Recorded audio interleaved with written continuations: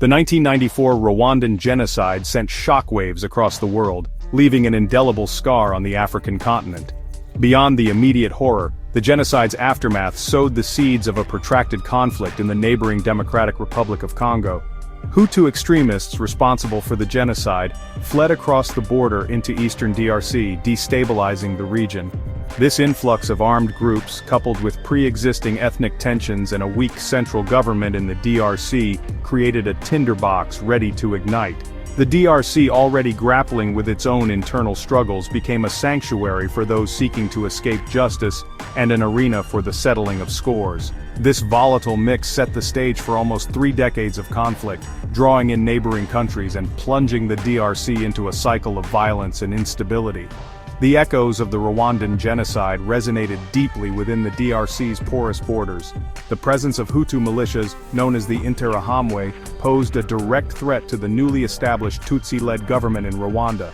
Rwanda, fearing cross-border attacks and determined to neutralize the Interahamwe, embarked on a campaign of pursuing these militias within DRC territory. This intervention, however, went beyond mere security concerns. Rwanda, under the leadership of Paul Kagame, saw an opportunity to exert influence in the resource-rich eastern DRC. Uganda, under Yoweri Museveni, also joined the fray, enticed by the prospect of exploiting the DRC's wealth and pursuing its own strategic interests. The DRC, with its weak central authority and vast, ungoverned spaces, became a battleground for regional ambitions and proxy wars. The Second Congo War, from 1998 to 2003, was a catastrophe of unimaginable proportions.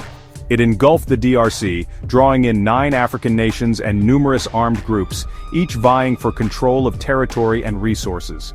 The conflict became a complex web of alliances and betrayals, with shifting allegiances and splinter groups adding to the chaos. Rwanda and Uganda, once united in their support for Kabila, now backed opposing factions, their rivalry fueled by historical grievances and competition for influence. Laurent Désiré Kabila, facing threats on multiple fronts, struggled to maintain control. His assassination in 2001 further destabilized the situation, paving the way for his son, Joseph Kabila, to assume the presidency. Joseph, thrust into power at a young age, faced the daunting task of ending the war and rebuilding a shattered nation. The conflict, however, showed no signs of abating. Eastern DRC, rich in minerals such as coltan, diamonds, and gold, became a magnet for armed groups, both foreign and domestic. These groups, driven by greed and a lust for power, exploited the country's resources to finance their operations, perpetuating the cycle of violence and instability. The human cost of the Second Congo War was staggering. Millions died from violence, disease, and starvation. The conflict displaced millions more, creating a humanitarian crisis of epic proportions. Eastern DRC, the epicenter of the fighting, became a landscape of suffering, with widespread human rights abuses, including mass killings, rape, and the recruitment of child soldiers. The international community, initially slow to respond, eventually mobilized to address the crisis. The Lusaka ceasefire agreement, signed in 1999, provided a framework for peace, but failed to end the fighting. The United Nations deployed a peacekeeping force, MONUC, later renamed MONUSCO, to monitor the ceasefire and protect civilians. However, the UN mission, hampered by a lack of resources and a complex mandate, struggled to contain the violence. The conflict raged on, defying international efforts to broker a lasting peace.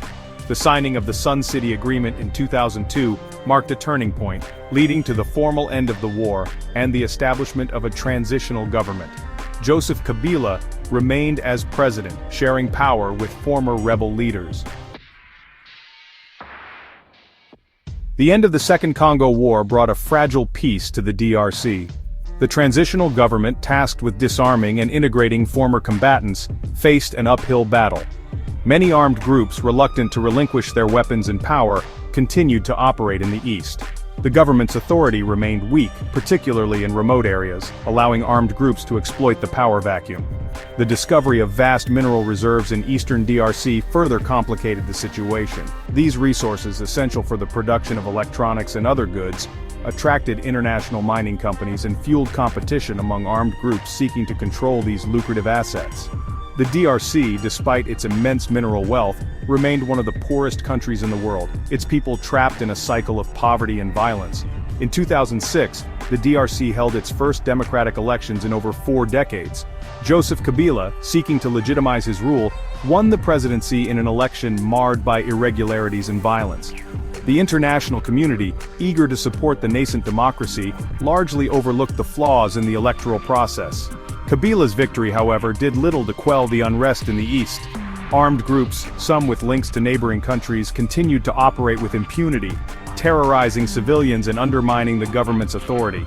The emergence of the M23, or March 23rd movement, in 2012, marked a dangerous escalation of the conflict. Composed primarily of Congolese Tutsi soldiers who had been integrated into the army, the M23 accused the government of violating a peace agreement and launched a rebellion. Rwanda, accused of supporting the M23, denied any involvement, but evidence suggested otherwise. The M23, well-armed and organized, quickly gained ground, capturing the strategic city of Goma in 2012. The international community condemned the M23's offensive and imposed sanctions on Rwanda for its alleged support of the rebel group. Despite international pressure, the M23 rebellion continued to simmer, threatening to plunge eastern DRC back into full-scale war. The Congolese government, plagued by corruption and inefficiency, struggled to contain the violence. The UN peacekeeping mission MONUSCO, despite its best efforts, seemed unable to protect civilians or prevent the M23 from regrouping. In late 2021, the M23, emboldened by the Congolese government's weakness, launched a new offensive, capturing territory in North Kivu province and displacing thousands of civilians. The international community, distracted by other crises, seemed slow to respond, allowing the situation to deteriorate. By January 2025, the M23, with alleged support from Rwandan troops, had captured Goma, sending shockwaves through the region. The M23's resurgence demonstrated the fragility of peace in eastern DRC and the failure of the international community to address the root causes of the conflict. The humanitarian situation in eastern DRC is dire. Millions are displaced, living in overcrowded and unsanitary conditions, vulnerable to disease and violence. Access to healthcare, education, and other basic services is limited. The COVID-19 pandemic exacerbated the crisis, straining an already overstretched humanitarian response. The international community, facing donor fatigue and competing priorities, seems overwhelmed by the scale of the needs. The DRC stands at a crossroads. The resurgence of the M23 threatens to unravel years of progress and plunge the country back into chaos. The underlying causes of the conflict, weak governance, ethnic tensions, competition over resources, and foreign interference, remain unaddressed. The international community, if it is to avert another catastrophe, must go beyond short-term solutions and address the root causes of the conflict. The future of the DRC, a country with immense potential but burdened by a tragic past, hangs in the balance.